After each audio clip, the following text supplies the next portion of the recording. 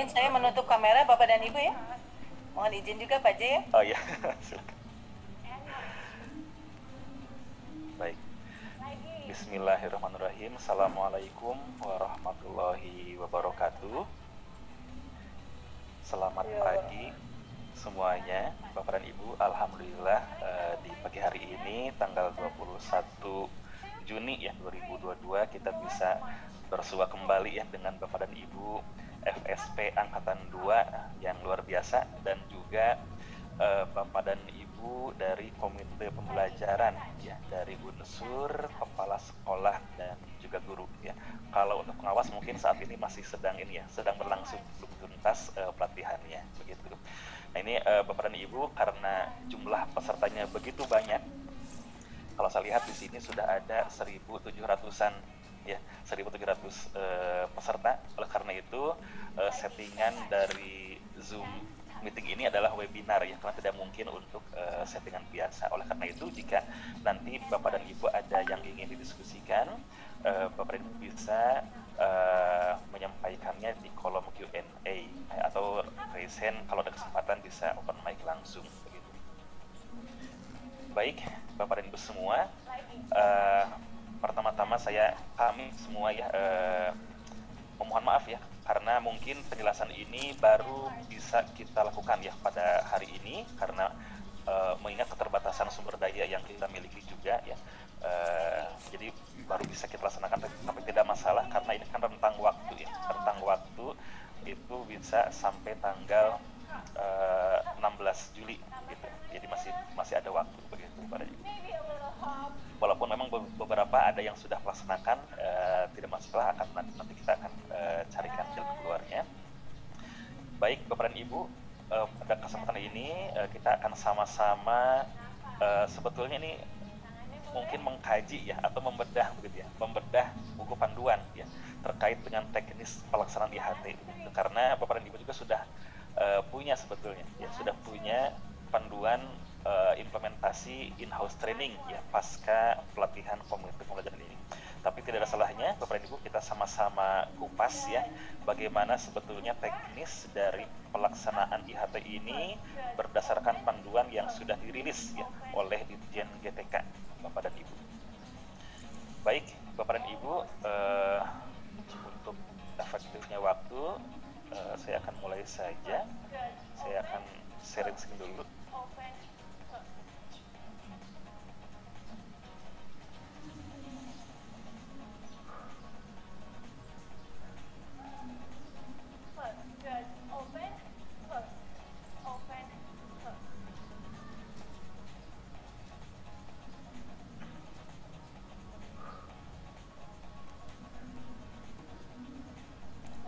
Apakah sudah tampak Bapak dan Ibu? Mohon izin Bu Ria, apakah sudah tayang? Sudah Pak. Baik. Suara saya clear ya? Jelas. Baik.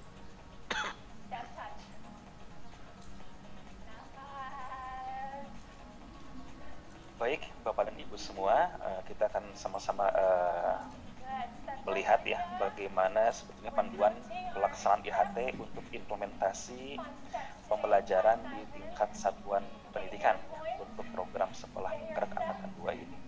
Jadi kita akan sama-sama lihat ya, mulai dari capaiannya, kemudian tujuannya, sasarannya, alur atau mekanismenya, kemudian dari teknis pelaksanaannya bagaimana ya, kemudian peran dan tanggung jawab dari berbagai unsur itu seperti apa dalam IHT ini, sampai pada bagian bagaimana kita bisa melakukan evaluasi dan teknis pelaporannya. Baik Bapak dan Ibu, untuk capaian in-house training sendiri begitu, ini sebetulnya karena ini kan sifatnya adalah diseminasi begitu ya. Jadi apa yang sudah Bapak dan Ibu peroleh selama pelatihan komite pembelajaran yang kemarin itu akan disampaikan kembali oleh Bapak dan Ibu ya kepada rekan-rekan sejawat di sekolahnya masing-masing yang tentunya yang belum atau yang tidak terlibat dalam pelatihan komite pembelajaran yang kemarin. Jadi untuk capaian IHT-nya ini tentunya akan sama dengan apa yang sudah Bapak dan Ibu capai di pelatihan komite pembelajaran yang lalu, begitu. Jadi capaiannya adalah nantinya peserta IHT ini akan memahami program sekolah penggerak, kurikulum merdeka, profil pelajar Pancasila, dan implikasinya dalam pembelajaran sesuai dengan perannya masing-masing. Kemudian ini akan dijabarkan menjadi tujuan-tujuan khusus Bapak dan Ibu, ya. Di sini ada 4 ya tujuan khususnya, ya, yang mencakup pada kerangka kurikulum operasional satuan pendidikan, kemudian perencanaan proyek penguatan profil pelajar Pancasila, kemudian terkait dengan perencanaan berbasis data dan juga platform teknologi prioritas. Untuk yang poin pertama, bagaimana nanti peserta itu mampu memahami, menganalisis, dan menyusun kerangka kurikulum operasional di satuan pendidikan, ya, yang meliputi visinya, misinya, kemudian tujuan dari sekolah atau satuan pendidikan, ya, bagaimana menurunkan capaian pembelajaran menjadi tujuan pembelajaran dan alur tujuan pembelajaran, bagaimana menyusun perangkat ajar, ya, dan juga bagaimana pengorganisasian pembelajaran. Kemudian juga bagaimana nanti peserta IHT itu mampu memahami perencanaan proyek penguatan profil pelajar Pancasila dan memodifikasi contoh modul proyek penguatan profil pelajar Pancasila, begitu. Karena Bapak dan Ibu, yang tersedia itu sebetulnya bukan satu-satunya sumber yang harus digunakan, tapi Bapak dan Ibu dapat nantinya memodifikasi contoh-contoh yang sudah ada, gitu. Tentunya menyesuaikan dengan kondisi di sekolahnya masing-masing. Kemudian selanjutnya bagaimana peserta IHT itu nantinya akan memahami prinsip, tujuan, dan metode dari perencanaan berbasis data yang digunakan untuk merencanakan program di satuan pendidikan. Dan yang terakhir, bagaimana nanti peserta IHT itu dapat mengetahui kegunaan dan perkembangan platform teknologi prioritas yang mendukung implementasi kurikulum merdeka. Nah, ini adalah tujuan IHT yang nanti akan Bapak dan Ibu lakukan di sekolah masing-masing. Kemudian siapa sebetulnya penyelenggara IHT? Ya. Nah, Bapak dan Ibu, ya, penyelenggara IHT itu adalah satuan pendidikan, ya, yaitu sekolah penggerak angkatan 2, begitu ya. Nah, satuan pendidikan sebagai penyelenggara IHT nantinya berkewajiban untuk membuat perencanaannya dulu, ya, membuat rencana kegiatan IHT, ya, dengan mengacu pada panduan ini, ya, dengan panduan pada panduan yang memang telah diterbitkan oleh Direktorat Kepala Sekolah, Pengawas Sekolah, dan Tenaga Kependidikan di Ditjen PTK yang saat ini akan sama-sama kita bedah, kita kupas Bapak dan Ibu, ya. Jadi sekali lagi, ya, penyelenggara IHT adalah satuan pendidikan, ya, atau sekolah penggerak angkatan 2. Kemudian siapa sasarannya? Nah, Bapak dan Ibu, tentunya sasaran dari IHT ini adalah guru atau pendidik PAUD di sekolah penggerak yang belum mengikuti pelatihan komite pembelajaran, ya. Jadi kuncinya belum mengikuti pelatihan komite pembelajaran dan berasal dari kelas yang menjadi sasaran implementasi kurikulum tahun 2022, ya, yang dapat dirinci sebagai berikut. Untuk jenjang PAUD itu sasarannya adalah guru atau pendidik PAUD kelompok A. Untuk jenjang SD sasarannya adalah guru kelas 1, guru kelas 4, guru mata pelajaran pendidikan agama, dan guru PJOK. Sedangkan untuk jenjang SMP sasarannya adalah guru kelas 7, guru mata pelajaran pendidikan agama dan budi pekerti, guru pendidikan Pancasila, guru bahasa Indonesia, guru matematika, guru bahasa Inggris, guru IPA, guru IPS, guru PJOK, guru informatika, ya, guru seni dan prakarya, guru muluk dan guru bimbingan dan konseling. Dan untuk jenjang SMA adalah guru kelas 10, guru mata pelajaran pendidikan agama dan budi pekerti, guru pendidikan Pancasila, guru bahasa Indonesia, guru matematika, guru bahasa Inggris, guru IPA, guru IPS, ya, guru PJOK, guru informatika, guru seni dan prakarya, guru muatan lokal, guru sejarah, dan guru bimbingan dan konseling.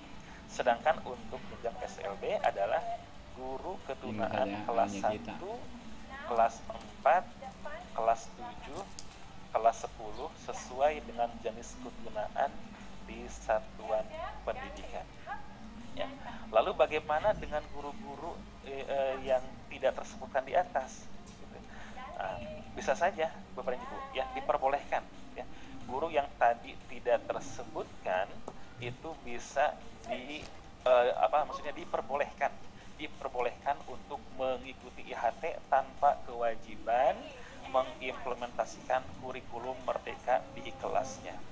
Jadi untuk tahun pertama ini memang implementasi kurikulum Merdeka itu di Sekolah Penggerak adalah untuk kelas yang tadi sebutkan, ya, kelas 1. Kalau untuk PAUD kelompok A, SD kelas 1 dan kelas 4, SMP kelas 7 dan SMA kelas 10, ya. SLB menyesuaikan jenjang. Jadi itu Bapak dan Ibu terkait dengan sasaran dari IHT ini. Nah, ini akan kita sama-sama lihat, ya, bagaimana mekanisme penyelenggaraan IHT di sekolah Bapak dan Ibu. Jadi kalau dilihat di sini ada 3 besaran kegiatan sebetulnya, ya. Yang pertama adalah PKP-nya, kemudian IHT-nya sebagai bentuk diseminasi, kemudian implementasi kurikulum Merdeka, ini yang menjadi muaranya Bapak dan Ibu. Nah, Bapak dan Ibu, untuk PKP ini, ya, nah ini sudah sama-sama kita lalui, ya, untuk Bapak dan Ibu dari kepala sekolah dan guru, begitu. Nah, setelah Bapak dan Ibu mengikuti PKP, sebelum Bapak dan Ibu menyelenggarakan IHT, tentunya Bapak dan Ibu kepala sekolah dan juga guru yang kemarin sudah ikut PKP ini perlu melakukan perencanaan IHT-nya, begitu. Nah, diharapkan Bapak dan Ibu dalam kegiatan perencanaan IHT ini, ya, itu akan dihasilkan beberapa hal, ya, yang akan menunjang keterlaksanaannya IHT di sekolah Bapak dan Ibu masing-masing, ya, yang mencakup bagaimana kepanitiaannya, kemudian bagaimana jadwal pelaksanaannya, kemudian bagaimana pembagian tugas dari narasumbernya, ya, kemudian juga apa saja perlengkapan yang nantinya akan dibutuhkan selama IHT itu. Kemudian setelah itu tentunya Bapak dan Ibu kepala sekolah, ya, ini perlu melakukan sosialisasi, ya, atas rencana IHT yang sudah diputuskan itu, ya. Jadi sosialisasi rencana IHT itu silakan nanti dilakukan kepada guru-guru sasaran, ya, dan juga menginformasikan ke dinas pendidikan setempat. Nah, setelah tersosialisasikan, baru Bapak dan Ibu, ya, kepala sekolah dan juga guru-guru komite pembelajaran yang kepada PKP, ya, tentunya dibantu oleh panitia, itu dapat langsung melakukan in-house training, ya. Nah, ini IHT ini diselenggarakan oleh satuan pendidikan di satuan pendidikannya masing-masing, ya. Jadi di sekolah masing-masing Bapak dan Ibu, ya, pelaksanaannya.